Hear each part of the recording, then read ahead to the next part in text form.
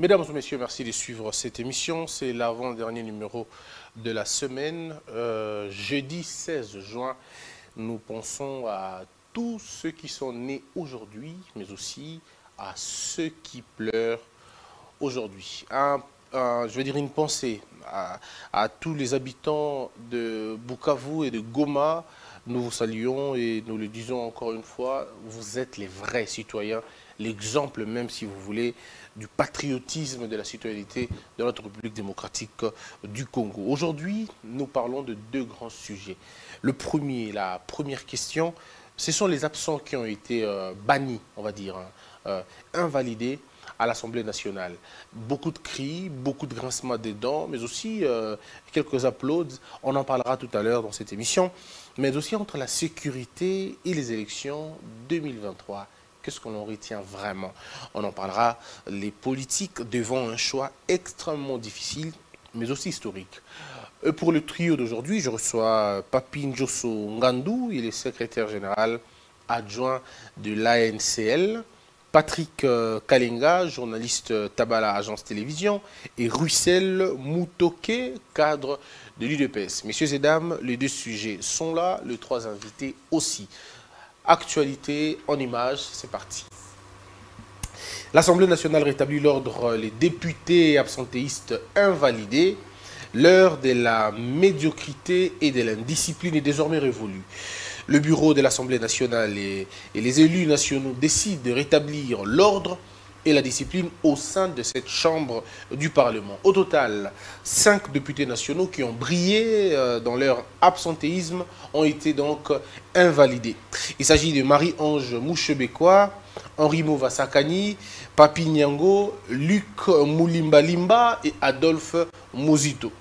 Lui d'ailleurs qui, dans ses prises de position, se montre de plus en plus patriotique concernant les questions de souveraineté nationale. Quelle que soit la tendance, personne ne doit être au-dessus de la loi. La loi est dure, mais c'est la loi. Comme toujours, le FCC a réagi. Dans une déclaration, la famille politique de Joseph Kabila dénonce la violation de la Constitution et du règlement intérieur de l'Assemblée nationale. Est-ce que la Constitution a été véritablement violée? C'est cette question qu'on discutera bien évidemment avec les autres. Mais la question reste à savoir pourquoi maintenant est-ce que ça nous aide à nous diviser? C'est les grandes questions de l'heure. Alors, je commence avec Patrick Kalenga. Patrick Kalenga, vous êtes journaliste à Tabala Agence Télévision. Comment allez-vous? Je vais très bien. Merci beaucoup, Christian Bossembe. C'est un grand honneur de te recevoir aujourd'hui. Ça fait vraiment, très longtemps. Très longtemps, en tout cas. Très longtemps. Je suis très content pour toi, surtout par cette touche professionnel. Merci. Je me retrouve sur un beau plateau. Merci. Je dirais même un plateau murliflore parce que le mot vaut son sens. C'est un plateau qui démontre à suffisance que aujourd'hui même, pendant ce débat, nous allons sortir le meilleur jus de notre cerveau pour décortiquer les sujets sous examen. Mais encore une fois, merci pour le professionnalisme et les travaux que tu es en train d'abattre. Merci Patrick. Bon vent aussi à Tabala Télévision, à Tabala Agence Télévision. Merci vraiment. Alors, vous n'êtes pas seul aujourd'hui, vous rencontrez Papi Njosso, qui est secrétaire adjoint de l'ANCL. Ah, c'est vous, Papi exactement moi. D'accord. J'ai compris d'ailleurs que vous avez une petite difficulté dans la prononciation de mon nom. Oui, c'est comme un hymne national chaque fois que je suis ici. Mais dorénavant, je commence aussi par te féliciter pour cette œuvre tentaculaire et aussi magnifique. Merci. Donc je me suis retrouvé comme si j'étais sur un plateau de France 24. Merci beaucoup. Je réponds au nom de Maître Papi Njosso Ngandou de la Bouinda. Je suis le coordonnateur national du collectif des communicateurs du changement pour la nation, membre de l'Union sacrée. Je suis également secrétaire général adjoint en charge des questions juridiques du parti ANCL, qui signifie Alliance pour la nouvelle classe libérale. Mais sur ces plateaux aujourd'hui, vous me recevez en double qualité. La première qualité, je suis le troisième intellectuel de Kabeya Kamwanga, et la deuxième qualité, je suis le prophète politique. Merci à vous pour votre invitation. Ça sera très bien aujourd'hui, j'ai l'impression que ça sera très bien. Le troisième intellectuel de Kabeya Kamwanga. Très bien, merci prophète, on en parlera tout à l'heure. Et Russell Moutoké, vous êtes cadre de l'UDPS. Donc naturellement de l'Union sacrée. Exactement. Merci pour cette marque de confiance, Christian. Sur ton plateau, je constate une révolution. Merci. Et moi, je suis l'un des téléspectateurs depuis lorsque vous aviez commencé sur RTG à la radio. Ah, d'accord. Après, lorsque vous avez créé votre propre chaîne YouTube. Ah, d'accord. Là, je parle de Congo Buzz. Chaque fois, lorsque vous faisiez des révélations et consorts, j'étais en train de suivre chaque fois avant d'aller dans une émission. Et après, lorsque vous créez votre propre chaîne, la première fois que je suis arrivé ici, c'était avec un ami, un collègue de politique, Wilson Munzemba. Ah. Là, vous étiez encore tout au début. Oui. Et je me suis dit aujourd'hui, lorsque je suis arrivé, tiens, ça c'est une véritable révolution. Merci. Parce que, en tout cas, nous sommes passés dans plusieurs chaînes, sur plusieurs plateaux de télévision. En tout cas, il y a des révélations sur, que ce soit au niveau de la chaîne, que ce soit au niveau du plateau. Mais entre-temps, je salue mes co-débatteurs, le prophète, vous avez dit le prophète? Le prophète politique. Le prophète politique. Le troisième intellectuel de Kabiakawa. Ah, mais moi j'ai retenu ça. Et puis je salue également Patrick Kalinga. D'accord. Alors, mesdames et messieurs, vous êtes en train de suivre cette émission. Alors, on va commencer, mais pourquoi ne pas commencer carrément avec le prophète, le troisième intellectuel de Kabiakawa? Je commence avec vous. La question, elle est sérieusement grave. 5 députés ont été invalidés pour absence non justifiée et prolongée. Mais pour les FCC, il s'agit des règlements de compte, puisque la période qui couvre l'absentéisme, c'est la période de Covid, et que l'Assemblée nationale aurait demandé de ne siéger qu'avec 64 députés et pas plus. Qu'est-ce que vous en dites? Merci beaucoup, M. Christian Bossembe, pour cette question non seulement magnifique, mais également tentaculaire. Avant de la répondre, j'ai un petit biscuit à annoncer à la population congolaise. Je suis bon, ta qualité de prophète, je comprends. Mais généralement, le biscuit, c'est réservé aux journalistes. Mais bon, là, je comprends. Non, je comprends. Vous êtes prophète, votre qualité est quand même exceptionnelle. J'ai quand même plagié les journalistes, ce n'est pas aussi mauvais. Allez-y alors. Donc, le biscuit est tel que je suis en train de féliciter l'actuel directeur général de l'OGFRAM, qui a exactement montré toutes ses capacités intellectuelles de mettre sur place un organe appelé la tour de contrôle. Et cette tour de contrôle qui est un service qui gère les traitements de marchandises de par le monde. Donc, nous sommes en train de les féliciter pour ces services qu'il a mis au sommet de cette entreprise de l'État. Je reviens maintenant à votre question.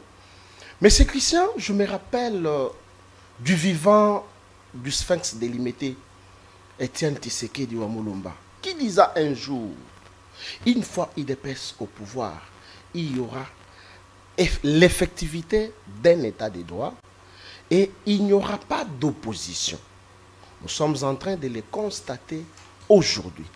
Félix Tshisekedi n'est pas devant des opposants, mais il est devant des ennemis. Et actuellement, il a mis en place l'état de droit dont nous avions parlé depuis très longtemps.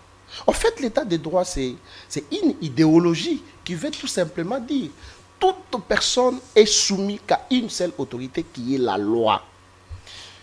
Dans votre question, vous avez dit le FCC a dénoncé les violations de la Constitution. Oui. Et moi, je me pose la question. Si cette Constitution était une fille de 16 ans, elle pouvait déjà crier pour le nombre de fois que les 10 FCC, que moi je qualifie comme étant les fonds commerciaux pour des commerçants. La fille devait déjà être peut-être enterrée. Donc, le FCC n'a pas une leçon à donner à ces régimes. Mais ici, il n'y a pas de leçon. Mais ici, j'évoque la période de Covid, les empêcher non, ce n'est pas la période de Covid. Même après le Covid, ces députés ne venaient pas siéger. Vous savez pourquoi ils ne venaient pas? Parce qu'ils avaient mis dans leur tête que Félix Tshisekedi ne va pas traîner au pouvoir. Parce que cette cabale a été déjà dénoncée. Ils étaient habitués à des sens que un député ne siège jamais, Mais il touche quand même ses émoluments. Nous l'avons vu pendant 18 ans. Mais lorsque nous parlons maintenant de l'état des droits, nous sommes obligés à respecter mot à mot la loi. Cette loi qui est la Constitution. La motion incidentielle a été soulevée par Eneli Delisiro, qui est membre d'un parti politique Ensemble pour les Katanga. Alors c'était les 18... Vous parlez d'Ensemble pour la République de Moïse Katumbi. Moi, j'ai ma façon d'appeler certains partis politiques. Okay. Oui, Ensemble on va s'habituer en tout cas. Exactement. Ensemble pour les Katanga, et c'est ces députés-là qui avaient soulevé cette motion incidentielle pour faire montre au bureau de l'Assemblée nationale certains députés dont vous avez cité les noms qui ne viennent pas siéger, mais qui viennent toucher régulièrement leurs émoluments. Alors, il est temps quand même, Christian Boussembe, de respecter quand même la loi. Parce que durant 18 ans, nous n'avons jamais vu un député invalidé. Alors que pendant ces 18 ans, il y avait beaucoup de députés nationaux qui ne siégeaient pas, mais qui touchaient... Il y a eu des députés invalidés. Tshisekedi lui-même avait été invalidé par l'Assemblée nationale de... Non. Ça, c'est un cas très différent de celui-ci. Tshisekedi a été invalidé. Il ne siégeait pas. Pourquoi? Parce qu'il avait reçu un mot d'ordre du président élu à l'époque. C'était en ce sens-là. Mais pourquoi, et là je poserai la question à Patrick. Patrick, la même question. Pourquoi lorsque Tshisekedi était invalidé, il n'y avait pas tout ce bruit, l'UDPS n'était pas réunie, où il n'y avait pas, on va dire, les gens n'ont pas crié pour dire voilà, il y a eu exclusion, ainsi de suite. Mais pourquoi quand c'est maintenant, tout le monde parle, en fait pas tout le monde, mais le FCC crie, parle de la violation de la Constitution. Est-ce que c'est le moment, d'abord, est-ce que c'était aussi le moment d'invalider les députés absents? Bon, il vous souviendra qu'en avril, la sonnette d'alarme a été enclenchée au niveau de l'Assemblée nationale, comme quoi il y avait certains députés qui s'absentaient d'une façon inacceptable. Et je crois qu'il y avait une commission qui a été mise sur pied pour essayer d'étudier profondément cette question-là. Et ça a été finalement, il y avait même pas mal de députés qui se retrouvés sur la liste de députés absentéistes et qui devraient normalement être invalidés. Je citerai par exemple Obem Inaku, Némi Mouilania, qui se retrouvaient aussi sur la liste. Et moi, ça m'étonne de ne pas voir ces gens-là être invalidés. L'invalidation n'a pas commencé aujourd'hui. L'invalidation, en 2013, il y avait des députés qui ont été invalidés. En 2018, il y a eu encore des députés qui ont été invalidés. Et donc, on ne peut pas dire que c'est, dans une certaine mesure, un acharnement. Non. Et puis, je ne voulais pas qu'on fasse une certaine confusion dans notre raisonnement. On ne peut pas parler de l'UDPS, on ne peut pas parler du président de la République parce que ça ne concerne pas l'UDPS, ça ne concerne pas le président de la République. C'est une disposition constitutionnelle en son article 110 qui, clairement, définit à quel moment un député peut être invalidé. Là, c'est constitutionnel. Aussi, de surcroît, il y a le règlement intérieur en son article 90.6 ou .5 comme ça, 6. Qui définit clairement la condition qui prédispose l'Assemblée nationale à pouvoir invalider certains députés. Je pense que nous tous, Congolais, nous savons pertinemment bien que ces députés-là ne viennent pas siéger. Mais comment vous expliquez ça? Alors, comment les députés peuvent ne pas venir, comme l'a dit le prophète tout à l'heure? Ils ne viennent pas, mais ils viennent percevoir leur émolument.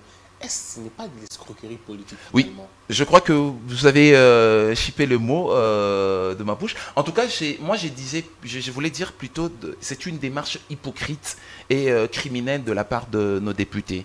En son temps, lorsque le Sphinx Délimité, paix à son âme, lorsqu'il avait refusé de siéger et avait demandé à tous les députés de ne pas siéger, je me rappelle, Serge Maïamba à l'époque, avait désobéi à ce mot d'ordre.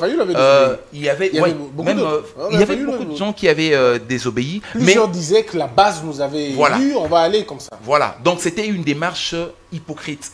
Déjà, la démarche de vérité au niveau de l'UDPS à l'époque n'est pas à mettre dans le même sac avec la démarche de député du FCC, soit-il. Déjà, lorsque vous renoncez, ou soit lorsque vous n'acceptez pas le pouvoir qui est en place, la manière dont l'Assemblée nationale est en train d'être gérée dans une certaine mesure, où vous trouvez que vous n'allez pas peut-être faire prévaloir vos propos ou votre argument au sein de l'hémicycle, il est de bon aloi, soit d'être un homme, de porter de pantalon et dire que, ben voilà, je rejette, je refuse cette façon de faire et je ne veux pas siéger et ne pas se larmoyer dans une certaine mesure.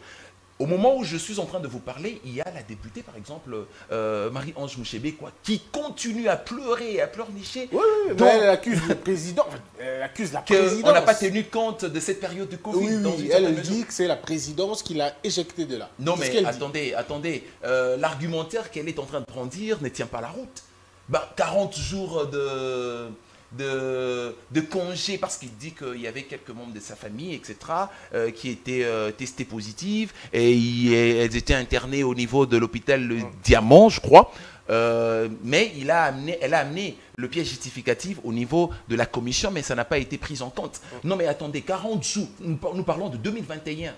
À cette époque-là, 40 jours ne justifient pas le nombre de mois et de temps qu'elle s'est absentée au sein de l'hémicycle, qu'elle n'a pas siégé dans elle est présente dans les réseaux sociaux. Hein. Non, mais elle est présente et virulente.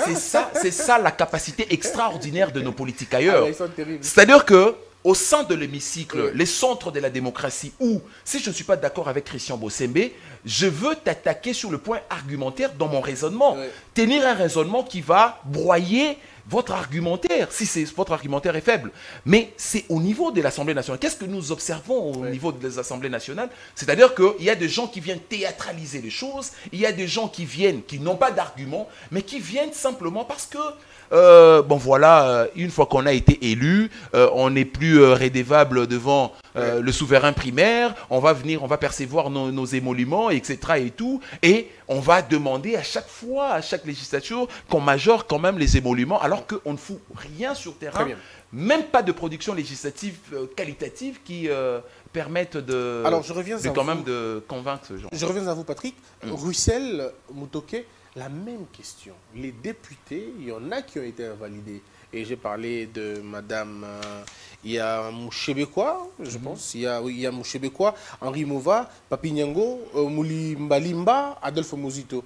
Tous ont été invalidés. 5, comme Patrick l'a dit, il y a des gens qui se posent encore des questions, mais il n'était pas qu'à 5. Il y avait autant. Pourquoi seulement 5 et pas les autres? Est-ce que parce que les autres se sont rebiffés, ils ont repris les chemins de l'Assemblée très rapidement, et que les autres se sont entêtés? Comment vous voyez la question? Bon, je pense qu'il faut être clair sur cette question. C'est que d'abord, lorsque le règlement intérieur parle de cette question à son article 90.6, d'abord, le règlement intérieur précise que lorsque vous avez plus d'un quart, n'est-ce pas, d'absence non justifiée, il faut préciser, c'est là que vous êtes frappé d'invalidation, mais vous êtes remplacé par la suite par votre suppléant. Mais il faut rappeler ici aussi que lorsque vous posez par exemple la question de dire pourquoi c'est là et consort, on sous-entend qu'ils ont été invités, même pas sous-entendre parce qu'ils ont été invités, et ils ont présenté certainement leurs moyens de défense. Et je pense qu'à ce niveau-là, je crois que c'était à la commission qui a été placée lors d'une réunion, je crois, autour du 20 avril, de président du groupe parlementaire.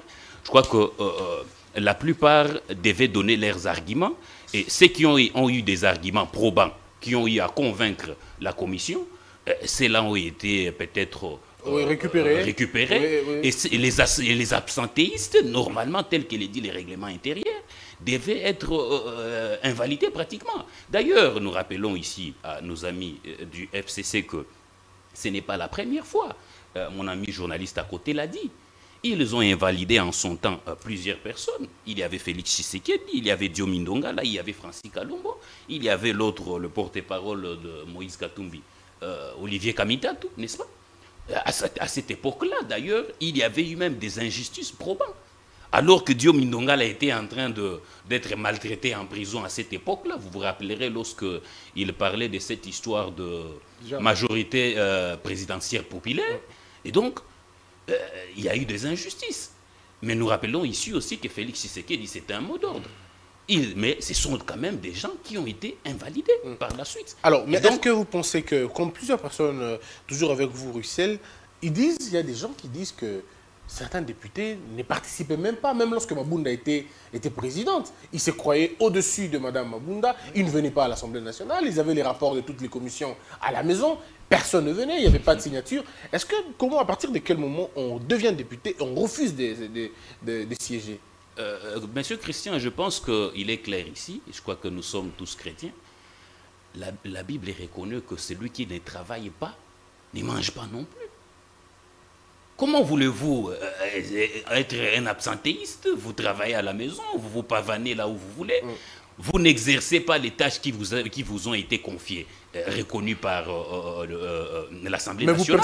Mais vous percevez quand même les salaires. Je prends par exemple l'exemple de notre aîné Adolphe Mouzito, qui d'ailleurs a justifié cela même dans une des chaînes des radios ici, en disant que voilà, c'était le peuple qui m'avait élu, et donc j'avais raison de bénéficier de ces émoluments sans pour autant siéger. Vous comprenez qu'il y a quand même de l'immoralité, n'est-ce pas, au sein de cet hémicycle à un certain moment. D'ailleurs, c'est pour ça même que nous sommes en train d'appuyer le président Bossossou, qui du reste d'ailleurs avait rappelé à l'ordre les députés Léon Mbolemba qui commençaient à prendre cette question de la sécurité comme un théâtre. Oui, mais qu'est-ce qui justifie, avec le prophète, je parlerai autre chose, mais avec vous, pour terminer, qu'est-ce qui justifie le fait que Mme Mouchebekwa, bizarrement présent dans les réseaux sociaux, tous les jours d'ailleurs, des tweets parfois qui n'ont rien à voir avec son travail de député, plutôt une activiste politique, mais absente à l'Assemblée nationale pendant tout le temps, mais présent dans les réseaux sociaux. Vous avez M. Mouva qui est présent souvent dans les matinées politiques, dans des rencontres du PPRD, dans des rencontres sportives. Il est extrêmement disponible. On l'a même vu récemment dans les livres de... c'est quoi encore? Le baptême du livre du professeur Néhémie. Il était là. Mais comment ils sont disponibles dans les activités politiques, mais incapables d'être dans les activités parlementaires pour lesquelles ils ont un mandat? Je crois que, Christian, tout est clair. C'est la loi qui a exigé ainsi.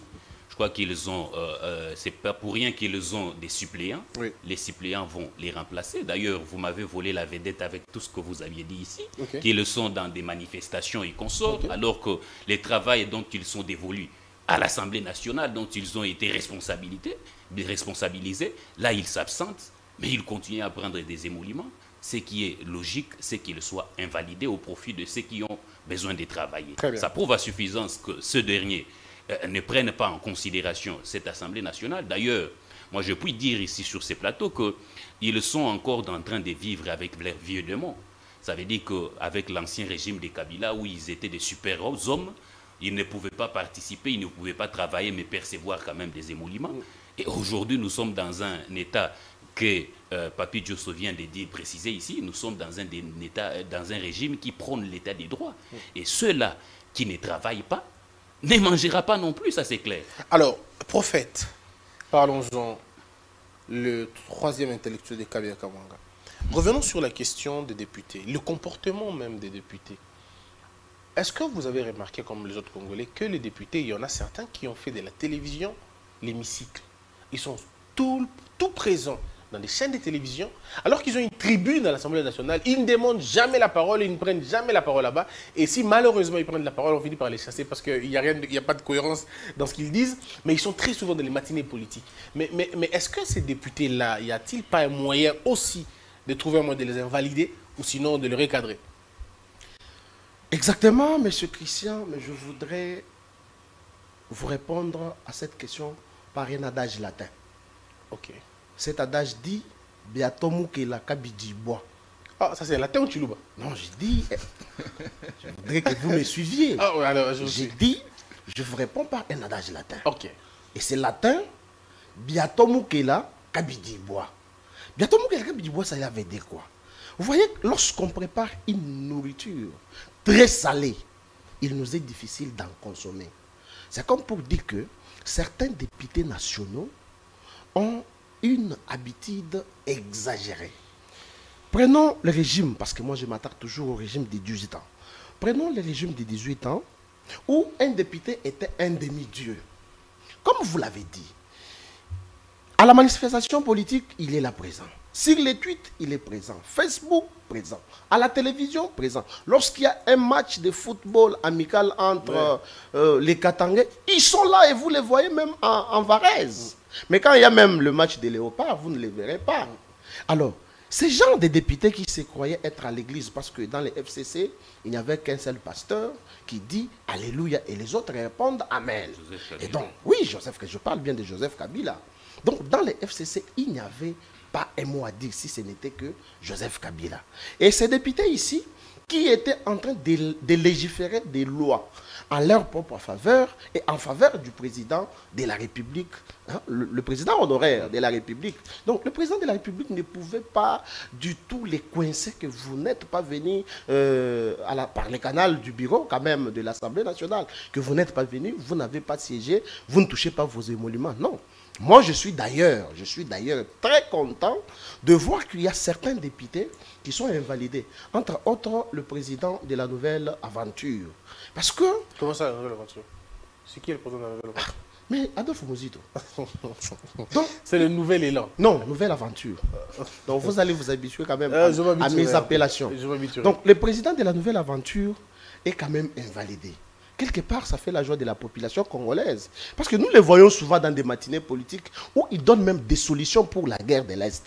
Et je me pose la question, lorsqu'il fut Premier ministre, où est-ce que ces propositions étaient? Dans les tiroirs? Parce qu'il n'avait un mot à dire. Maintenant, moi, je souhaite les députés qui viennent au moins à l'Assemblée nationale siéger, mais ils ne prennent jamais la parole. Ou soit ceux-là qui viennent, ils prennent la parole, mais ils nous font des aventures. Nous l'avons vu, pas plus tard que 2 jours. Allez-y en tout cas sur ça. Un député national qui a les mandats de peuple.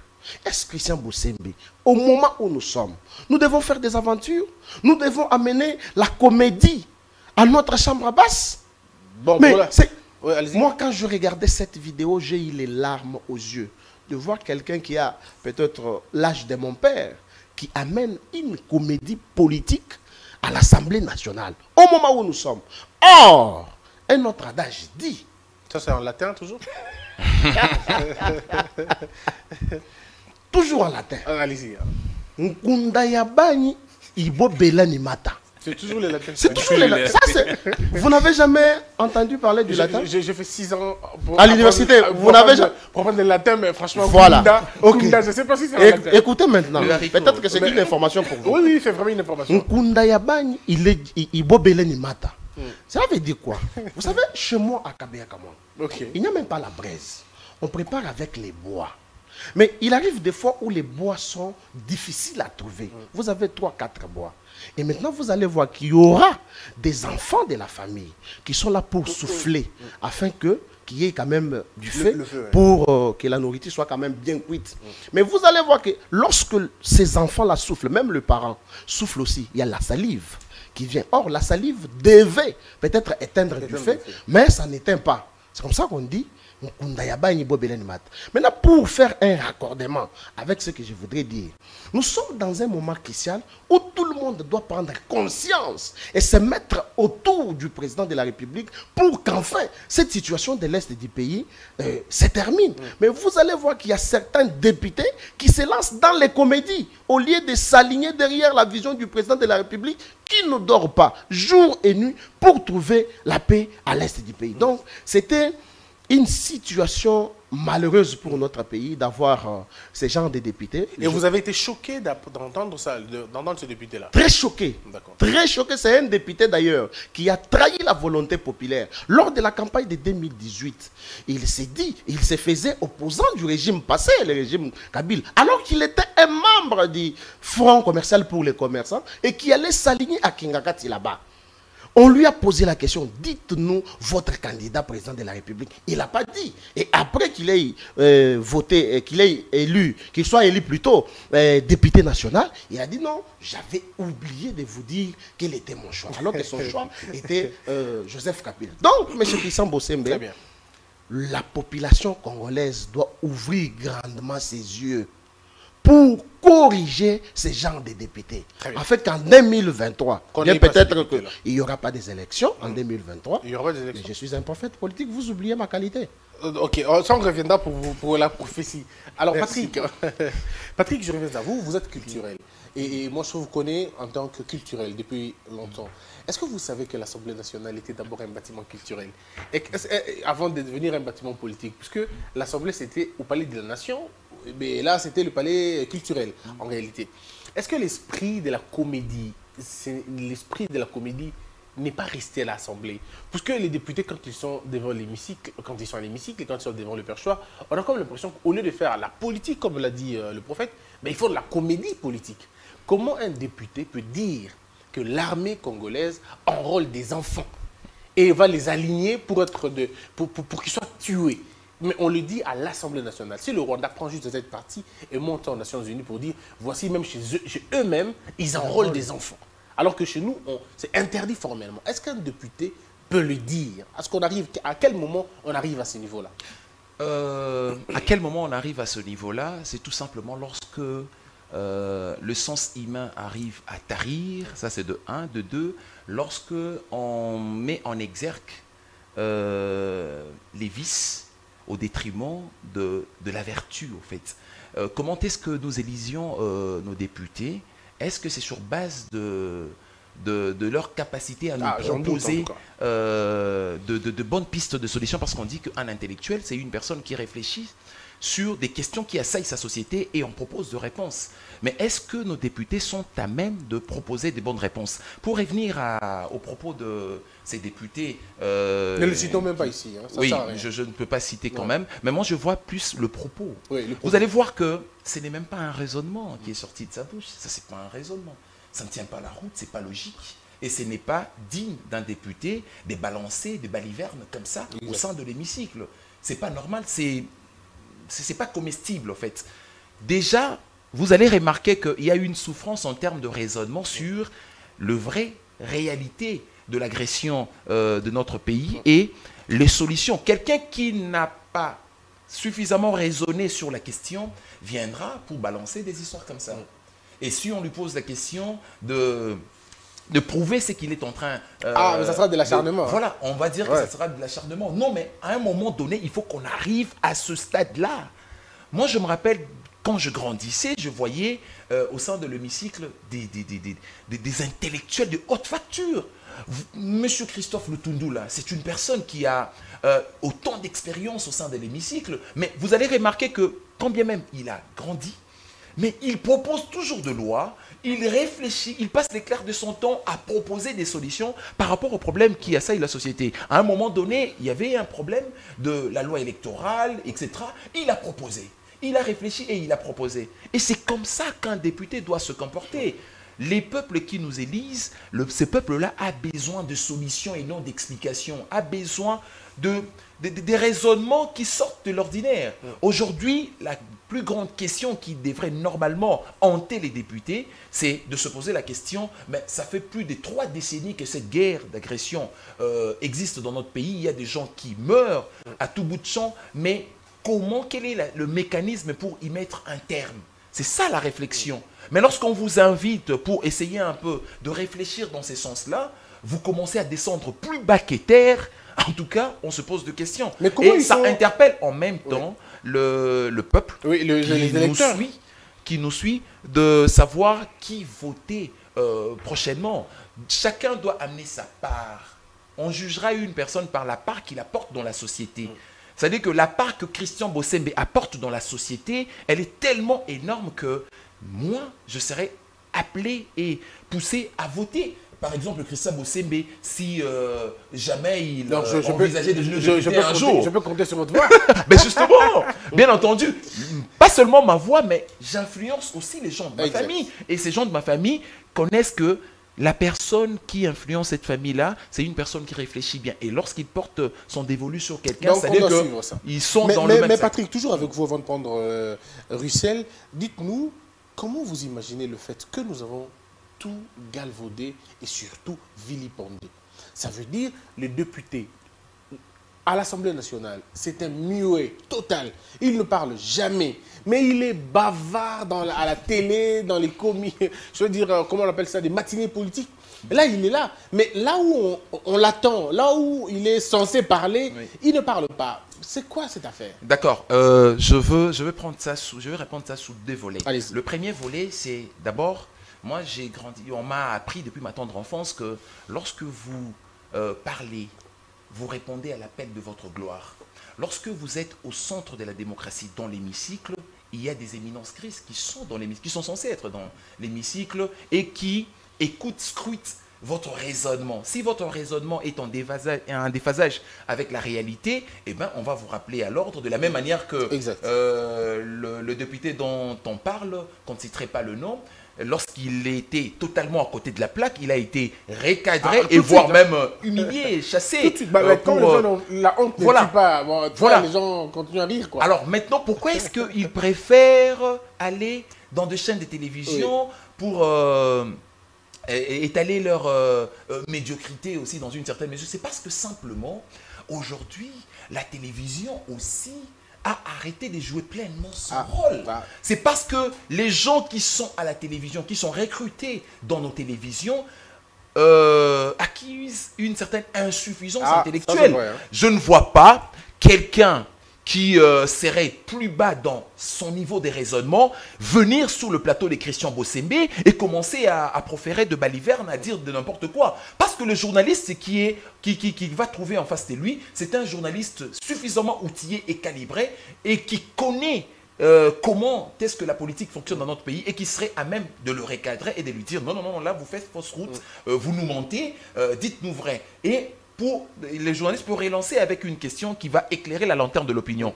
Mais la télévision est devenue un instrument d'endormissement. Et ça ne t'étonne pas parce que les motivations qui ont prévalu à la création de la télévision en République du Zaïre, depuis l'époque et tout, n'ont pas permis à cet outil de s'avérer un outil de développement et de changement de mentalité.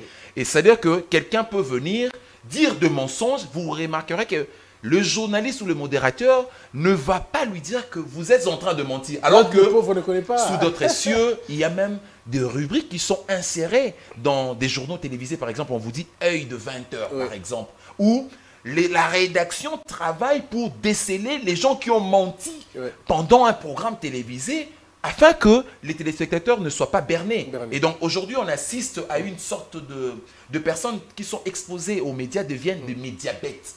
Parce que tout simplement, ceux qui sont distillés, le message qui sont distillés au travers de la télévision ne permettent pas aux gens de niveler leur conscience vers le haut et à cerner d'un tour de bras les enjeux de l'heure. Alors, Mutoke, on termine avec vous sur la question de l'Assemblée nationale, même si on reviendra sous d'autres formes.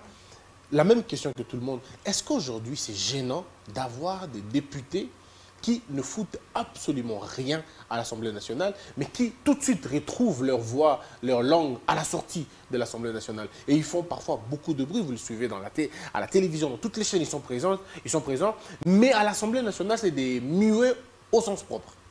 Oui, sous cette question, je vais répondre sur deux volets. Le premier volet, c'est que je fustige également comme mes co-débatteurs sur le plateau, ceux députés-là qui viennent pour prendre... Ah, il y a l'Union sacrée comme vous, hein? Exactement, qui viennent pour prendre nous à l'Union sacrée. Nous ne pardonnons pas lorsque vous êtes en déphasage avec la logique de l'Union sacrée. Nous tirons sur vous. Et donc, ces députés-là doivent être sanctionnés. Je pense même qu'au niveau même de règlement intérieur, il doit y avoir, ou soit ils doivent peut-être amender cette histoire pour y inscrire certains articles, n'est-ce pas, qui rappellent à l'ordre ces genres de plaisanteries. Parce qu'il faut rappeler ici que, heureusement que le député en question n'est pas à son premier forfait. Il a toujours été dans des balivernes. Mais c'est lui qui a dit qu'à l'Assemblée, on ne travaille pas en dehors. Exactement. Vous comprenez que, alors que vous êtes en train de préciser sur votre question ici, c'est plutôt lui qui ne comprend, penser que c'est le travail d'un député. Ben, voilà. Regardez ce qu'il dit. J'ai retenu l'expression qu'il a utilisée, que l'armée était en train de recruter des enfants pour les utiliser comme une chair à canon. Alors que moi, lorsque je suis les informations, je suis quand même au courant que le recrutement, l'armée l'a mis à la place publique. Et voici les principes, les conditions. On dit ici la tranche est celle de 18 ans à 25 ans. Forcément 18 ans. On parle ici aussi du recrutement qui part de, soit vous avez fait 4 ans aux humanités, soit vous avez fait, un diplôme d'État, des licences ou encore plus, n'est-ce pas? Mais la tranche, c'est de 18 ans à 25 ans. Mais il faut dire aussi ici que dans les médias, nous avons suivi le premier recrutement des jeunes dames qu'on a envoyé à l'EFOCANANGA, n'est-ce pas? Donc vous comprenez que c'est un député qui est dans le baliverne. Et d'ailleurs, ce n'est pas la première fois. Il dit dans la précipitation, on prend les enfants, on les amène. Nous l'avons dit ici, vous vous rappellerez lorsqu'on était pourtant, il y a une commission à l'Assemblée nationale. Comment on appelle ça encore? Défense et sécurité. Voilà. Avec, et surtout qu'il s'agit d'un problème aussi sensible comme ça. Il vient plaisanter, il vient jeter de l'opprobre sur nos FARDC, sur notre armée. Alors, c'est un député qui méritait une sanction et je pense qu'il faut que l'Assemblée nationale revoie un peu les règlements intérieurs s'il n'y a pas de tels articles pour sanctionner ces genres de comportements. Mais le deuxième volet ici, c'est que lorsque vous dites qu'il y a des députés qui ne parlent pas, moi je considère que à l'Assemblée nationale, avant tout, il y a 500 députés, bien qu'il y ait cette question des absentéistes. Ce que ce n'est pas tous les 500 qui se mettent à parler. Hein, parce qu'il y a des procédures, il y a des travaux qui sont faits même en dehors même de faire de propositions. Il y a des travaux de commission, n'est-ce pas? Il y a, dans ces commissions-là, il y a des génies. C'est là que moi je considère que ce sont des héros dans l'ombre, n'est-ce pas? Ils ne sont pas des personnes qui aiment bien faire le public. Le Mathieu, vu comme nous venons d'évoquer les cas de ce député qui a fait le théâtre, n'est-ce pas? Et donc, parler à l'Assemblée nationale n'est pas synonyme effectivement d'être un député éloquent ou un député intelligent. Mais on va dire, Russell, que dans cette assemblée, il y a eu quand même beaucoup d'escalade verbale. On se rappelle qu'il y a un député de l'ESID qui a dit, je cite, la police a exécuté froidement un citoyen. Pendant que ce député le dit, le policier qui a tiré sur cet étudiant a été arrêté, condamné, retiré de l'armée, de la police. Mais lui, le député, se prend quand même le plaisir de dire que c'était une exécution. Or, qui dit exécution, dit l'aval de tout un gouvernement. On accepte d'exécuter. Alors, lorsque les gens à l'extérieur nous suivent, ils disent, mais oh, ils ont un moratoire sur les exécutions là-bas. Comment est-ce qu'on exécute? Et pire, la police a exécuté un étudiant. Est-ce que nos députés ont la mesure de leurs propos? Est-ce qu'ils ont la mesure de leurs tâches? Il y a un autre député qui a insulté le président de l'Assemblée nationale de voyou, et c'était que tout le monde a suivi. Alors la question qu'on se pose, est-ce que nous sommes dans une Assemblée nationale ou on est dans une gardienne nationale? C'est pourquoi vous voyez, à un certain moment, nous convions à notre peuple, n'est-ce pas, d'être beaucoup plus responsables lorsque ils partent comme Patrick l'a dit, dans rigoureux dans le choix exactement. Parce que lorsque voilà la conséquence, n'est-ce pas, de pouvoir voter des individus parce qu'on vous a donné un polo, parce qu'on vous a donné des moyens financiers, n'est-ce pas? Et donc, c'est pour ça que moi je martèle sur la question des sanctions. L'Assemblée nationale doit être beaucoup plus sévère parce qu'il y a des cas comme ça, des rebelles, n'est-ce pas, des irréguliers qui viennent qui considèrent que l'Assemblée nationale est un fourre-tout, une poubelle où on peut se permettre de tout. Et d'ailleurs, même les termes honorables, d'ailleurs, commencent à perdre tout son sens. Et puis vous êtes parce que ces députés-là sont connus, d'ailleurs. Ailleurs, c'est pas comme ça. Exactement. On les appelle pas des honorables. C'est des représentants du peuple, c'est des députés. Ceux-là qui devaient normalement être cette crème intellectuelle à qui les députés a délégué son pouvoir. À qui le peuple, qui est le souverain primaire, a délégué son pouvoir pour aller parler de ce problème au sein de l'hémicycle, aller le représenter au sein de cette institution prestigieuse, qui viennent pour raconter des balivernes. Et je pense que ce sont des sanctions qui doivent s'en suivre quant à... Alors on se rappellera aussi de ces députés qui avaient insulté les chefs de l'État, le traitant d'inconscient, devant tout le monde. Non, mais cette assemblée, comme on aura tout vu, hein, il faut comme le dire. Alors, on va prendre, sauf si vous avez une minute pour tout le monde, pour terminer ce sujet, ou nous prenons le deuxième sujet, Carmen. Bon, moi, je voudrais placer un mot. Alors, un mot, et puis on termine. On prend le deuxième sujet. Oui, je place un mot par rapport à ces députés-là qui viennent à l'Assemblée nationale et ne prennent pas parole. Parce que mon co-débatteur, Russell, l'a dit ici, qu'il y a 500 députés à l'Assemblée nationale, mais du moins, même si ils travaillent dans des commissions, dans des sous-commissions, la population ne comprendra pas que et ces députés-là travaillent dans une commission ou dans une sous-commission. Donc ne serait-ce qu'une seule fois prendre la parole, même saluer, je salue ma base. Ils peuvent le faire. Mais ceux qui viennent, qui s'absentent également, bon, les règlements intérieurs est appliqué via la Constitution, l'article 110, comme l'a dit Patrick. Donc, je voudrais qu'on amende un peu certaines dispositions du règlement intérieur de l'Assemblée nationale pour poursuivre tous ces députés-là. C'est lui qui a injurié. Voilà, moi je peux les citer, c'est délit, c'est ça. Là. Il a insulté le président de l'Assemblée nationale, le vieux Mbosso. Ce qui a aussi choqué même l'entendement de la population qui l'a élu. Il y a un autre délit, SIDA, comme vous venez de le dire, qui a SIDA. qui a tenu des propos. Mais est-ce que, vous avez même dit, si vous vous êtes étonné, est-ce que les députés nationaux calculent leurs propos? Ah, moi je comprends pas. Hein. Est-ce que avant, comme il a soulevé ici la Bible, parce qu'on dit avant de parler, vous devez tourner la langue 77 fois. Est-ce que les députés le font? Je crois non. Donc, les mesures disciplinaires doivent être motivées pour corriger ce genre de députés. Patrick, un mot et puis on va prendre... Bon, moi, ce que je dirais simplement, c'est d'inviter le président de l'Assemblée nationale à faire exactement le travail qu'il est en train d'abattre. C'est qualitativement défendable dans une certaine mesure.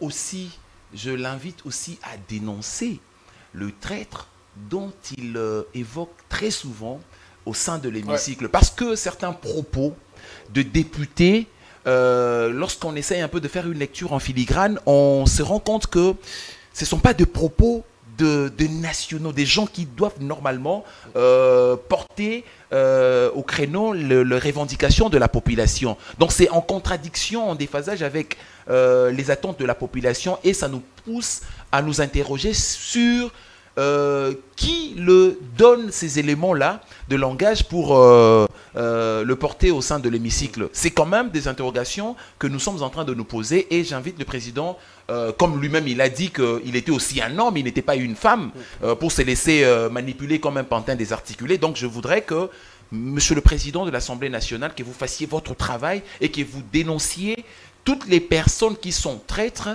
contre la République. Augustin, on termine avec vous. Oui, monsieur Christian, au-delà d'être militaire, au-delà d'être diplomatique, la guerre est aussi médiatique. Et ces députés-là, je ne comprends pas s'ils ont cette dose de connaissances-là pour comprendre la quintessence, l'intérêt, l'importance même des paroles qu'ils sont en train de sortir au niveau des médias, à la place publique. Et donc, ce sont des choses qui doivent être sévèrement punies. Et donc, surtout quand il s'agit des matières de sécurité, je pense que tous nous sommes d'avis que les règlements d'ordre intérieur doivent être encore beaucoup plus durs envers ces genres de députés qui considèrent que l'Assemblée nationale était un fourre-tout, était une poubelle. Mesdames et messieurs, vous suivez Grande Tribune.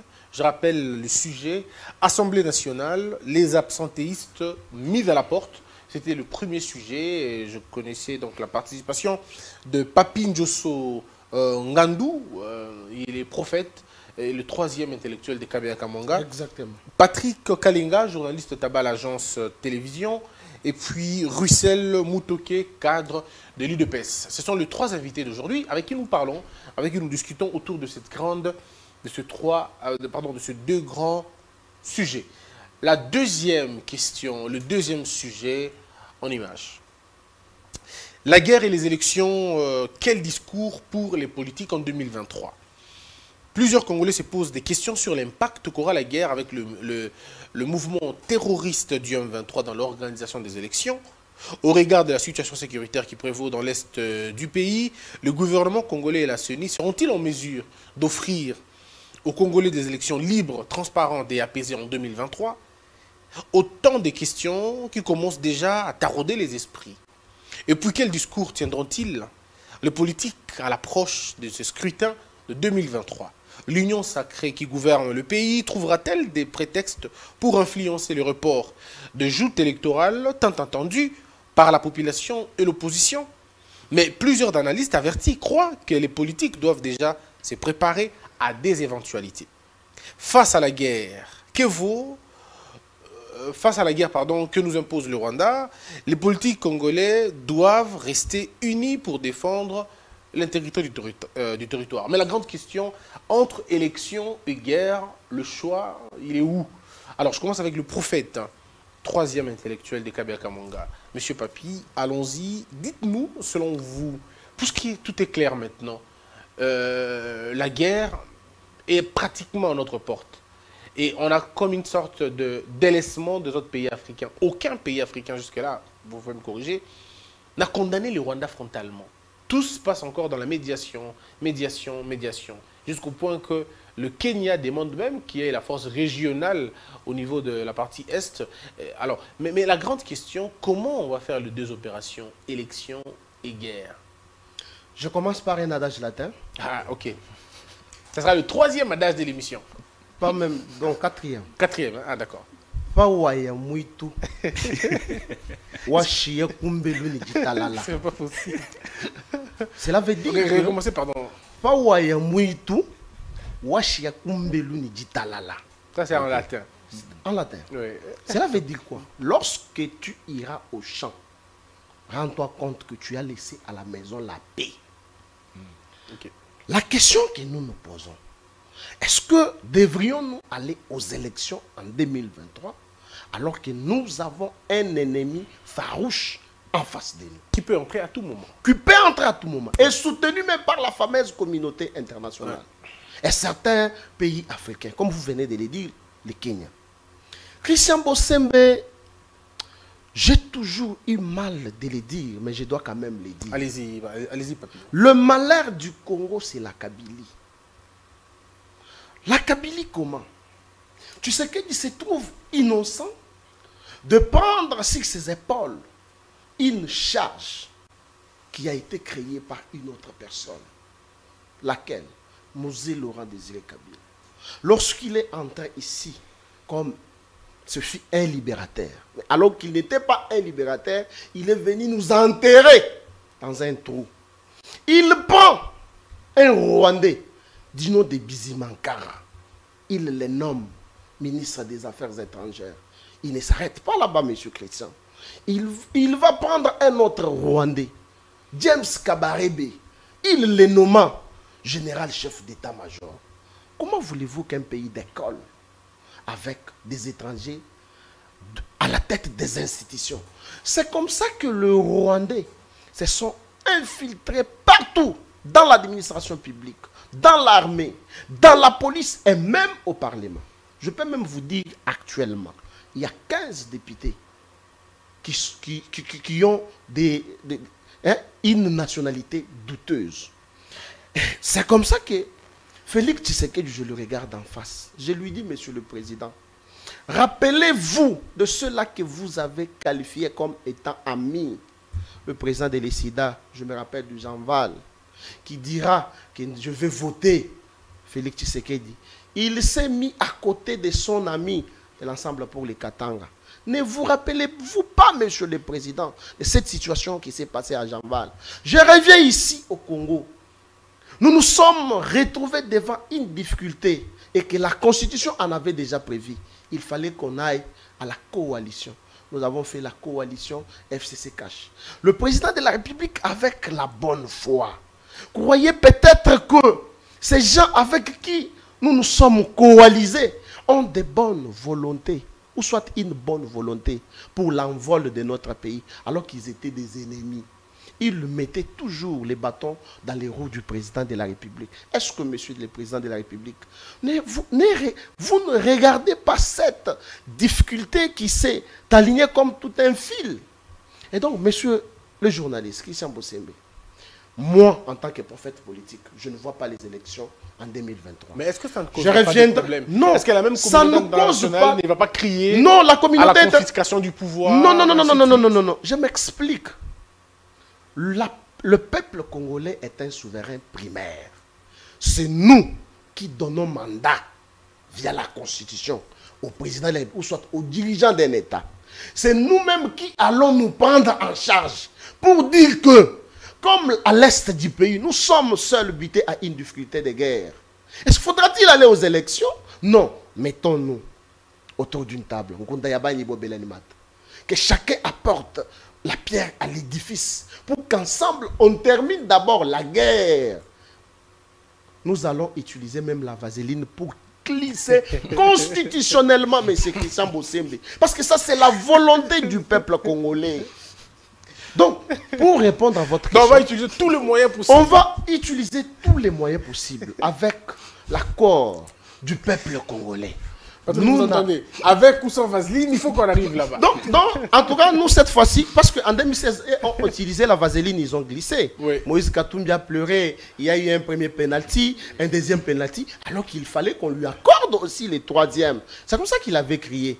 Alors, nous, aujourd'hui, là, on pourrait même utiliser la pommade crayon pour glisser constitutionnellement avec l'aval du peuple congolais.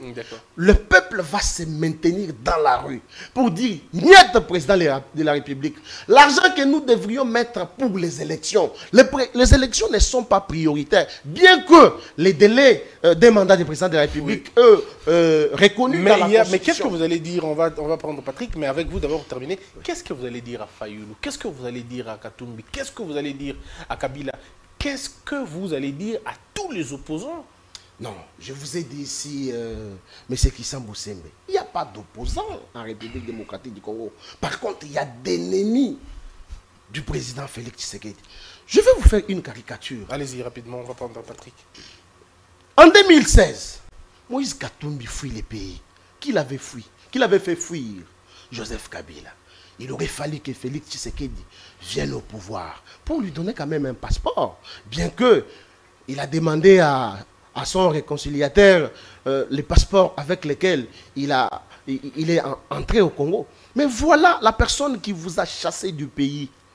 Vous vous réconciliez avec lui, soi-disant la réconciliation katangaise, alors qu'il y avait un seul objectif, qu'il paye la dette de Joseph Kabila. Nous avons suivi les audios circulés. Mais juste les derniers jours de cette fameuse réconciliation, il y a l'ex-gouverneur du Katang, le professeur Ngoï Moukina, qui est décédé. Allons-y réfléchir. Et juste après cette réconciliation, la guerre à l'est de notre pays rebondit encore. Silence radio dans les chefs du président de l'ESIDA. Silence radio dans les chefs de l'ensemble pour les Katanga. Silence radio dans les chefs du président du parti politique pour la recherche de détournement PPRD. Silence radio. Monsieur Christian Bossembe, en 2023, nous allons glisser constitutionnellement avec l'aval du peuple. Très bien. Alors Patrick, on est devant un choix entre aller aux élections ou faire la guerre. D'autres disent on peut faire les deux en même temps. Mais alors la question de moyens va se poser, mais aussi la question de la crédibilité. Puisque comment vous allez organiser les élections, par exemple à l'Est, où il y a des crépitements de balles, où les gens ne peuvent pas rester longtemps, puisque à tout moment ça peut rebondir. Est-ce que c'est le moment d'en parler maintenant pour finalement dégager l'horizon, ou laissons ces débats attendant le jour J? Bon, je veux utiliser aussi dans une certaine mesure la vaseline pour essayer pas de glisser, mais d'inoculer quand même une certaine réflexion dans les chefs de ce genre, des téléspectateurs qui nous suivent en ces nets moments, pour comprendre et eux-mêmes vont juger en connaissance de cause. Je prends deux aspects. Le premier aspect, je veux parler de l'argumentaire que peut utiliser les gens qui veulent que les élections se tiennent pour dire que ben voilà, la situation qui prévaut actuellement dans le pays, c'est une farce. C'est quelque chose qui est monté de toutes pièces par le régime en place pour justifier l'échec du régime actuel, et c'est dire que ben voilà, avec cette insécurité, cette situation, on ne peut pas organiser les élections, nous devons glisser, nous devons d'abord restaurer la paix dans le pays. C'est un argument qui est aussi utilisé par le Rwandais. J'ai suivi un haut responsable du Rwanda qui a été interviewé sur la question, et il dit même que le problème de M23, c'est le problème qui est d'ordre interne. Ce sont des Congolais de la communauté rwandaise, des Congolais rwandophones, voilà, qui ont porté leurs revendications au niveau du gouvernement, mais après, le gouvernement incapable de pouvoir satisfaire ces revendications, ils sont en train de s'entretuer, ça n'a rien à voir avec le Rwanda. Et le deuxième élément qu'il a évoqué, c'est de dire que le président Félix Tshisekedi n'a pas un bilan à présenter à la fin de son mandat et il cherche de voies et moyens pour fustiger les Rwandais afin qu'il arrive à glisser et à ne pas organiser les élections. Or, lorsqu'on n'organise pas les élections dans cette confusion-là de langage et de raisonnement qui sont distillés à tout bout de champ, ça met le président de la République en porte-à-faux et son pouvoir devient illégitime dans une certaine mesure et susceptible d'être traqué par-ci, par-là et tout. Ça, c'est le premier argument, l'opinion des opposants et des Rwandais. Maintenant, le deuxième aspect de choses, de la réflexion, c'est quoi? C'est que le premier devoir d'un État, c'est de protéger les corps, c'est d'éviter que les sangs coulent. Ça, c'est le premier devoir d'un État. Et ce devoir-là est porté par le gouvernement, par l'entremise du Premier ministre. Alors, qu'est-ce que nous remarquons? Vous l'avez dit, est-ce qu'on peut organiser des élections maintenant, au moment où à l'Est, ça crépite, il y a des gens qui meurent? On ne peut pas faire la fête lorsque ça brille chez les voisins. Mais ça, ce n'est même pas chez les voisins. Ça, chez nous. Chez nous-mêmes. Il y a la guerre chez nous et ça brûle chez nous. Donc c'est un peu comme dans la chambre de votre fille, ça brûle et vous organisez l'anniversaire de notre enfant. Je me désintéresse complètement de ce qui se passe dans la chambre de ma fille. Oui. Je veux quand même organiser les élections. Ça, c'est une obstination diabolique. Ça, c'est de un.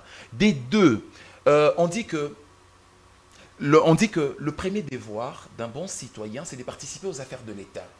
Participer aux affaires de l'État. Aujourd'hui, on a remarqué combien de gens se mobilisent à l'Est, à Goma, pour dire non à cette agression rwandaise. Les gens se mobilisent pour ça. Les gens disent que on en a marre quand même. Cette guerre qui nous assaille depuis plus de 3 décennies, ça n'a que trop duré. Nous devons mettre un terme. Ils sont prêts même à entrer dans la frontière. Voilà. Mais maintenant, comment? Parce que c'était aussi un pari risqué dans une certaine mesure. On ne peut pas violer l'autre frontière. Mais on doit quand même dire à nos téléspectateurs que la guerre, cette guerre que nous sommes en train de vivre depuis plus de 3 décennies, c'est une guerre qu'on appelle une guerre asymétrique. Les gens doivent connaître la portée de cette guerre asymétrique. Parce que ce qui se passe chez nous, ce n'est pas exclusivement l'apanage du Congo. Ça ne se passe pas seulement chez nous. L'Israël a connu la même guerre. Et durant toute son histoire, les guerres asymétriques, Israël a su se démarquer et instaurer la paix dans une certaine mesure dans son territoire. Aujourd'hui, la guerre asymétrique, c'est la guerre qui oppose l'armée régulière avec des groupes irréguliers. Et donc là, on est aux antipodes du droit international. C'est-à-dire que ces gens-là, ces groupes irréguliers-là, qui assaillent notre peuple, ce sont des gens qu'on a difficile à identifier. On ne sait pas qui est combattant et qui ne l'est pas. Tantôt, ce sont des femmes qui vivent dans notre territoire, qui, la nuit, arrivent à alimenter les assaillants en armes, en logistique et en nourriture, dans une certaine mesure, mais pendant la journée, ils échangent avec nous et ils se démasquent comme étant des civils. Il y a toutes ces histoires-là qui ne doivent pas, normalement, pousser les gens à faire la guerre classique. Ça, ce n'est pas une guerre classique. Et donc, du coup, moi, déjà, dans ma réflexion de la chose, je ne vois pas. Je suis en train de réfléchir sur comment mettre un terme à cette agression. Mais je me dis qu'il faut arriver dans une certaine mesure à faire une espèce de consultation intellectuelle de la population. Arriver à recueillir quand même les avis des uns et des autres sur cette question. Mais ce qui est vrai pour répondre clairement à la question qui a été posée, dans le choix, si le moyen nous permet, parce qu'aujourd'hui, vous êtes sans ignorer que même pour les militaires, les forces armées qui sont déployées au niveau de l'Est là-bas, ils ont besoin de moyens, ils ont besoin de l'argent, il faut que le gouvernement essaye de... Une cartouche, ça coûte $3. Mais il faut Mais imaginer lorsque vous ce que dites ça une cartouche à représente. pompe, mais non, qu'est-ce que ça représente, Ben ouais. toute cette armature, Ouais. cette artillerie et tout. Mais on a remarqué aussi, il y a des images qui font mal quand même. On a remarqué aussi, lorsque on a mobilisé quelques éléments de l'armée au niveau de Kingasani, je crois, il y a les populations qui viennent pour... L'un donne quand même de l'argent à l'autre, il y a de nourriture qu'on donne à nos forces armées pour aller combattre. Ça veut tout simplement dire que la population a d'abord et avant tout besoin De paix. que la paix redevienne, Très soit bien. restaurée dans notre pays. Les élections, ce sont des manipulations politiciennes. On veut des élections, mais on comprend que chaque fois, après les élections, il n'y a pas de paix dans une certaine mesure. Il y a toujours de manipulation dans une certaine mesure. On ne dit pas que les élections ne seront pas organisées. Les élections seront organisées, mais au temps opportun dans une certaine mesure. Il faudrait qu'on arrive à restaurer la paix. Si la paix est restaurée avant la date butoir, la date des élections, on ira aux élections. Très bien. Alors, Christelle, on va terminer. Et vous, la question, elle est simple. Entre la guerre et les élections, ce sera quoi les choix? Bon, à mon avis, je pense que c'est une question qui relève de la responsabilité du gouvernement, parce qu'il faut rappeler ici que seul le gouvernement peut avoir cette décision-là, en rapport avec aussi le Parlement, qui peuvent voir si, dans ces cas précis, il est tout de suite intéressant d'organiser les élections, ou d'autant plus qu'une partie de la République est en guerre. Mais il faut rappeler aussi ici, cher Christian, que cette guerre de l'Est est une guerre de longue haleine, travaillée par le multinational, travaillée par le Rwanda. Ça fait belle lurette. Vous suivez Charles Onana, qui a eu à un certain moment des démêlés avec le Rwanda et Paul Kagame lui-même qui l'ont porté plainte. Après, ils ont retiré la plainte parce qu'ils s'imaginaient que si ça allait au niveau des instances judiciaires, avec des preuves que détenait Charles Onana, ils pouvaient mettre à la place publique leur stratégie. Vous vous rendrez compte que j'ai retenu des événements qui ont concouru à ce que cette histoire de l'Est, n'est-ce pas, puisse être mise en mouvement. Vous allez vous rappeler d'ailleurs qu'à cette époque, Mobutu est comme une sorte de leader au niveau de l'Afrique centrale, très ami au président Abiyarimana. Mais comment mettre l'instabilité dans cette partie de l'Est pour enfin exploiter illégalement ses richesses? Et c'est là que le multinational vont chercher un pion. On va assassiner Abiyarimana pour mettre en place une histoire de génocide et consorts. Et lorsque vous suivez Charles Onana, il va vous dire même que le but même du génocide, c'était l'Est du pays. Parce que vous allez vous rendre compte que lorsqu'il y a le génocide, on va fermer la frontière avec la Tanzanie, on va fermer la frontière avec l'Ouganda et consorts, et on va diriger toutes les populations en demandant à Mobutu d'ouvrir un couloir humanitaire, sans pour autant que cela soit contrôlés, désarmés et consorts. Et là, nous avons été envahis par des militaires sous couvert.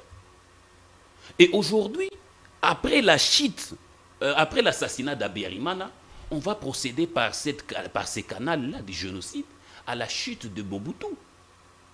Mais malheureusement, le premier pion, qui était Paul Kagame, qu'on a utilisé par la suite pour défenestrer Mobutu, il y aura encore un autre pion qu'on va considérer que maintenant qu'on doit avoir la RDC, qu'est-ce qu'il faut faire? Il faut mettre des tops, il faut mettre des infiltrés. On va choisir Kabila, mais Kabila Laurent Désiré Kabila, j'ai dit, qui va se rebuffer après pour se constituer en patriote. Et c'est là qu'il avait risqué sa vie. La raison pour laquelle même héros national. Mais posons-nous la question très souvent. À qui a profité les crimes? Comment l'ancien président est devenu président à cette époque-là? Et la question est restée pendante. On a mis en place des histoires où on a même emprisonné, on aurait emprisonné des innocents, qui du reste, certains ont d'ailleurs été libérés par grâce présidentielle, n'est-ce pas? J'ai parlé ici l'autre, Edi Kapende, n'est-ce pas? vous allez vous rendre compte que cette histoire, en réalité, est un tour de Babel. Parce que lorsque l'ancien président Kabila arrive au pouvoir, vous allez vous rendre compte qu'on va nous amener d'abord dans une histoire de 1+4, où la défense et sécurité de la RDC a appartenu à un vice-président à qui, à San City, on ne voulait même pas entendre parce qu'il s'agissait d'une question de nationalité. Et de là est partie maintenant l'infiltration de notre armée. Plusieurs généraux ont été nommés en cascade, sans pour autant passer par le faux Kananga, qui a été d'ailleurs torpillé, laissé dans son mouroir. On a pratiquement jeté en pâture Kibomango, n'est-ce pas? Où on était en train de faire des recrutements, en train de ramasser des cousins et cousines. On a fait des brassages et mixages à partir de ces accords qu'on a signés entre les CNBP et le gouvernement par Raymond Tshibanda, je pense, si je ne m'abuse. Et puis après les CNDP, qui va aujourd'hui se constituer maintenant en un nouveau mouvement, le mouvement du 23 mars que nous sommes en train de fustiger aujourd'hui, qui aujourd'hui est d'ailleurs considéré à travers la décision de la défense et sécurité des mouvements terroristes, n'est-ce pas? Vous allez vous rendre compte que depuis tout ce temps, on a travaillé pour déstabiliser les pays. Regardez la gestion du pays pendant 18 ans. On a tué l'armée. Combien de généraux et consorts qu'on est en train d'arrêter au niveau de l'armée, infiltrés. Est-ce que c'est ça qui justifie le fait qu'on choisisse la guerre au lieu des élections? Vous savez, la stabilité d'un pays repose sur la paix, n'est-ce pas? Et vous ne pouvez pas considérer, prétendre stabiliser les pays, développer les pays lorsque vous êtes en guerre. Mais vous faites la guerre, vous faites les élections aussi. Exactement, c'est pour ça même. Vous faites déjà des belles recettes, il paraît. Exactement, c'est pour ça même que j'étais en train de dire que cette décision-là appartient au gouvernement. Moi, ce n'est pas sur un plateau que je viendrai donner ma position parce que le gouvernement n'avait pas encore. Votre point de vue, lequel? Mais mon point de vue est ceci. C'est que il est clair que le gouvernement a déjà décidé, n'est-ce pas, qu'il y aura élection. D'ailleurs, vous avez suivi le président de la commission électorale qui a dit qu'il y aura élection. Le gouvernement n'a pas transigé dessus aussi parce qu'il a dit qu'il y aura élection. Mais moi, je pense que, à mon avis, faire des élections en train de voir nos populations à l'Est être massacrées, je ne suis pas d'avis. Parce que de toute façon, ne se voilons pas la face. Si on accepte d'aller aux élections, acceptons qu'une partie de la population congolaise ne votera pas. Il ne faudrait pas qu'on soit hypocrite. Disons la vérité aux gens que si nous allons aux élections, ça veut dire que tous ceux qui vivent à la frontière ne vont pas voter, puisque là où comment on appelle ça, le bureau de vote seront installés, ça va être installé dans des milieux où il y aura de guerre. Où ça tire. Et je ne vois personne aller accepter ça. Et c'est une forme d'exclusion. Exactement. D'ailleurs, je pense que j'emprunte même cette idée-là parce qu'à un certain moment, il y a eu même, je crois que les élections de 2018, où il n'y avait pas eu élection au niveau de Béni et consorts. C'était à cause d'Ebola, je pense. Hein. Exactement. C'était Ebola. Exactement. Un truc du genre qu'ils ne pouvaient pas parce qu'il y avait Ebola, tout ça. Ebola et consorts. Et donc, c'est une mesure beaucoup plus qui appartient au gouvernement. Mais je ne pense pas que la population de Goma ou de Kivu acceptera la deuxième fois la même chose. Exactement. Ça c'est une manche d'épère. C'est une manche d'épère. C'est pourquoi moi j'ai adopté la position de mon frère journaliste ici pour dire que moi je ne suis pas de cet avis-là, mais moi je ne suis pas gouvernement. La responsabilité revient au gouvernement de faire ce choix-là. Maintenant, très bien, on va terminer. Maintenant, puisque nous avons étalé cette histoire, il faut voir les intérêts ici. Quel est l'intérêt d'instabiliser la RDC pour le Rwanda? Parce que vous avez vu, lorsque l'état de siège est arrivé, n'est-ce pas? C'est que ça a mis en mal l'économie au Rwanda.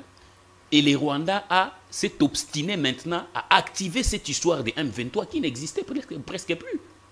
Parce que vous allez vous rendre compte que lorsque le M23 a été défait, on a même récupéré des armes qui ont été avant envoyées à la MONUSCO et renvoyées par la suite au gouvernement. Très bien. Et d'où est parti cet armement des M23? Donc nous avons compris que c'est sous couvert, n'est-ce pas, que le Rwanda est en train d'agir au nom du M23, mais en réalité c'est le Rwanda. Oui. Et nous disons ici que c'est là que nous proposons que le gouvernement doit maintenant travailler sur une question. La question sur cette partie de l'Est de la République.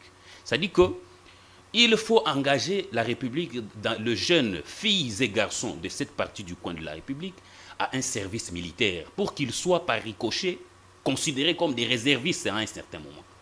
Deuxième chose, c'est qu'il faut aussi pratiquer les renseignements modernes. Aujourd'hui, les nations font des renseignements pour des projections, par exemple, des 30 ans, 50 ans et consorts sur le plan militaire, sur le plan de la sécurité. Et quand vous voyez même l'histoire que j'ai relatée ici avec le Rwanda et consorts, ça a été une histoire de longue haleine. On a terminé notre émission. C'est pour ça que je pourrais... Merci beaucoup. Alors, vous avez 1 minute pour récupérer le temps parce que Russell a pris beaucoup de temps. Vous avez, vous deux, 1 minute pour terminer. Je voudrais revenir sur mes propos. Ok. J'ai dit, en 2023, il n'y aura pas d'élection. Mais vous n'allez pas clôturer avec un adage en latin? Je vais clôturer. Je vais clôturer avec un adage en latin. Il n'y aura pas d'élection, pourquoi? Parce que la population de l'Est du pays n'est pas en paix. Nous ne voudrons pas voir une partie du territoire national qui ne va pas aller aux élections parce que il y a Katumbi, il y a Kabila, il y a Fayulu et Muzito. Nous allons leur dire quoi? J'ai dit à Katumbi ceci, il n'est pas congolais.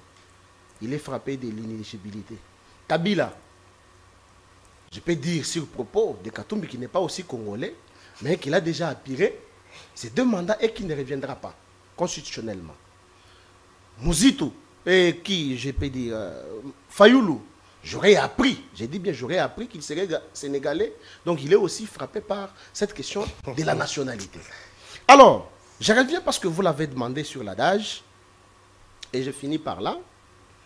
Loini mujikolu lukunzamesu. Ça c'est latin. Oui. Mwena bouloji ujukweba au ujukujilabane. Je rallie maintenant avec la situation politique. Félix Tshisekedi est comme un père de la nation. Il est d'ailleurs le père de la nation. Mais il voit ses enfants mourir. Alors que c'est lui qui bouffe les enfants. Et chez lui à la maison. Christian Boussembi. J'ai suivi Moïse Katumbi sur une chaîne internationale. On lui pose la question. On te traite d'un Judas. Il répliqua. Le vrai Judas, c'est lui.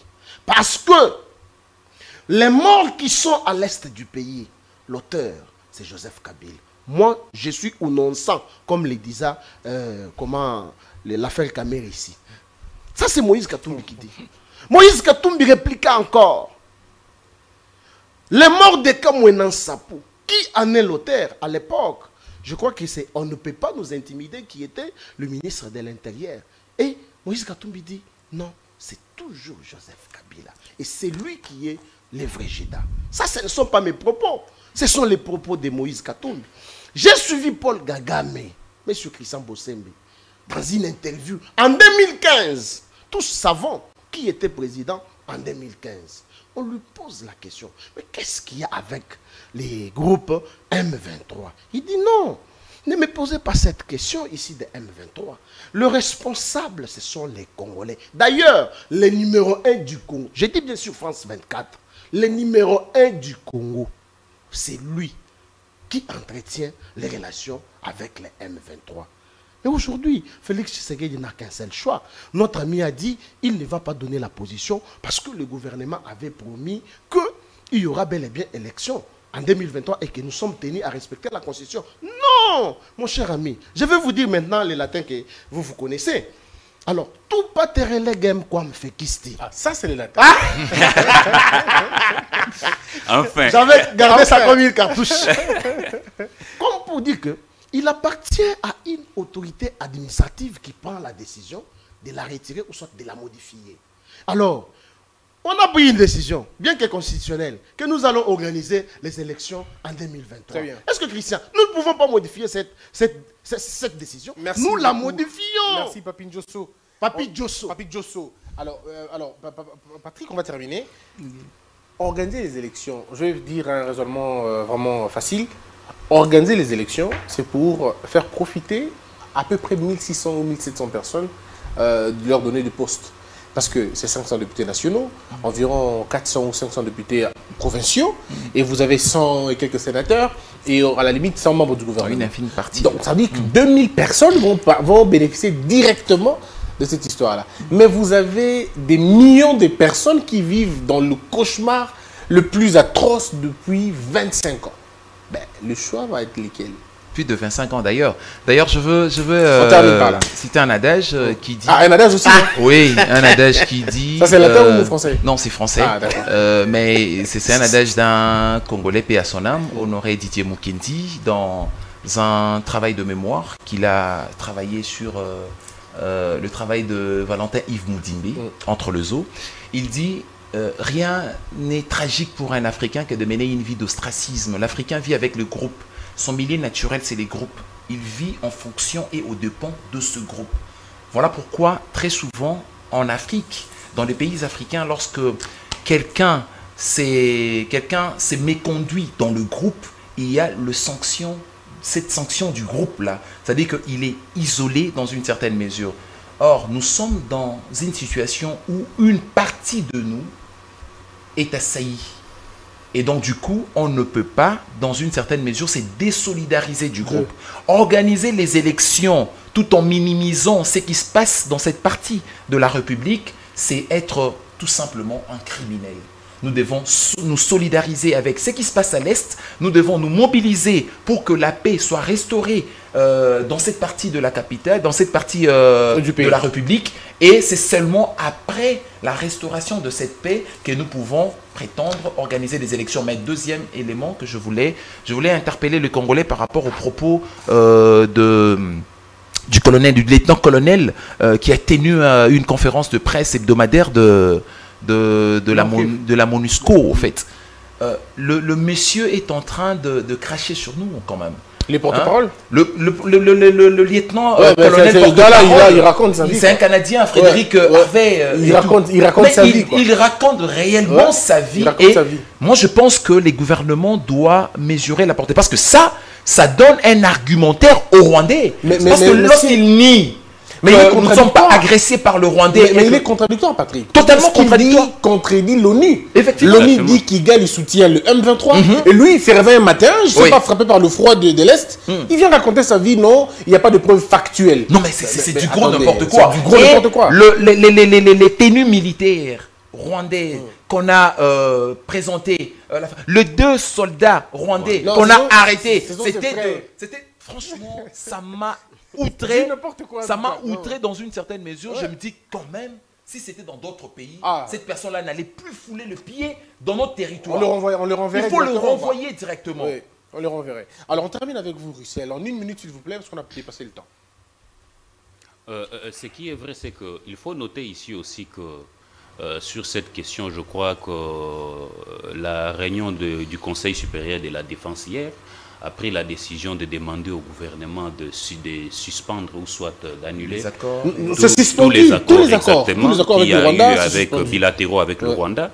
Mais en même temps, j'étais en train de dire ici, lorsque j'étais en train de parler du renseignement moderne, j'étais en train de faire allusion ici à faire en sorte qu'il faut travailler aussi pour voir dans quelle mesure on peut aussi infiltrer les Rwandais comme il le fait avec nous. Parce que, je crois mon ami a évoqué la guerre de l'Israël qui à un certain moment avait aussi souffert de ces problèmes. Et l'Israël avait fait aussi des mêmes. L'Israël était agressé par les Libans. L'Israël a infiltré les Libans, a renversé le pouvoir au Liban pour mettre un pion. Il faut travailler sur des questions comme ça. On ne fait pas la guerre au peuple rwandais. Quelqu'un m'a dit, c'est cet autocrate-là. Quelqu'un m'a dit, je crois que c'est cette Kikoun qui disait ça. Il me dit, il faut qu'on arrive à démocratiser le Rwanda. Non, effectivement. Il faut lui laisser vendre les chemises. Mais c'est l'argumentaire. Il faut démocratiser le Rwanda. Je crois que j'avais la parole. Je crois que lui, c'est monsieur, il faut lui laisser vendre les chemises, comme l'a dit Papi Diosso. Parce qu'un proverbe à latin dit, allez-y, continuez. Et donc, je suis en train de rappeler ici que si les Rwandais a eu à faire ça avec nous autres, on peut le faire aussi. On peut le faire aussi parce que Mobutu le faisait déjà à l'époque. Exactement. Avec son ami le président Abiyarimana qui fut assassiné à l'époque. C'est pourquoi même j'avais rappelé l'histoire. Mais ici, je rappelle ici que la guerre a 3 dimensions. La dimension militaire qui avait déjà été engagée par le président. D'ailleurs, vous avez parlé de recettes ici. Je puis vous dire, sauf erreur de ma part, que le mois de juin est en train d'aller déficitaire parce qu'il y a beaucoup de moyens qui sont engagés dans cette question de l'Est, des moyens militaires. Mais la guerre est aussi diplomatique, mais surtout médiatique. Surtout médiatique. J'ai essayé de parcourir nos journaux. Et j'ai eu comme l'impression que nos journalistes ont tendance très souvent, je vous épargne parce que vous êtes très professionnels, Merci. à continuer à considérer les M23 comme un groupe armé. Non, c'est pas un groupe, c'est des terroristes. C'est un groupe terroriste. Et puis, parce qu'il y a un comportement sur le plan international, selon les dispositions internationales, il y a un comportement adopté lorsqu'un groupe rebelle est considéré comme étant terroriste. Et il faut même évoluer. Et parmi les principes. Le M23, c'est une fiction, c'est le Rwanda. C'est le Rwanda. Si on change la rhétorique, on ne parle plus de exactement. M23, il faut parler, les médias doivent aider le pays à parler expressis du Rwanda et à dire que c'est des terroristes. Merci. Parce que, à travers le monde, selon les dispositions internationales, on ne négocie pas avec les terroristes. Merci Russell Moutoké. Vous êtes cadre de l'IDPS. Merci d'avoir répondu à toutes nos questions. Merci Patrick Kalinga. Vous êtes journaliste Tabala Agence TV. Merci d'avoir répondu à nos questions. Et le prophète politique, le troisième intellectuel des Kabila Kamwanga, Papi Djosso. Il ne nous a pas dit ce que signifie ESIDA. Merci beaucoup. Vous êtes secrétaire général adjoint du ANCL. Alliance pour la nouvelle classe libérale. Merci. Mesdames et messieurs, c'en est fini pour aujourd'hui. Merci d'avoir été nombreux. Si ça vous a intéressé les débats, eh bien merci. Écrivez-nous, faites-nous vos commentaires. Ça sera un grand honneur. Que la peur quitte nos esprits et que Dieu bénisse la RDC.